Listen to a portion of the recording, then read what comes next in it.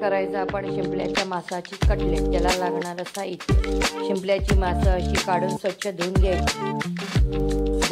धणे व सुक्या मिरच्या भाजून घ्यायच्या. खोबरं, मीठ, चिंच व भाजलेली मिरची व धणे ह्याचा आपण मसाला करून घ्यायचा. नंतर आपण शिंपल्याची मांस शिजवून त्याचं पाणी असं सुकून घट्ट करून घ्यायचं. हा वाटलेला मसाला व बारीक चिरलेला कांदा, हा मसाला आपण चांगला शिजवून घ्यायचा.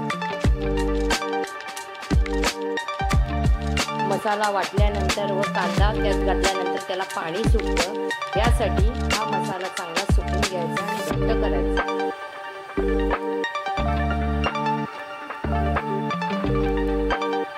हा मसाला एवढा चांगला सुकला पाहिजे, त्याच्यातलं पाणी सगळं हटलं पाहिजे.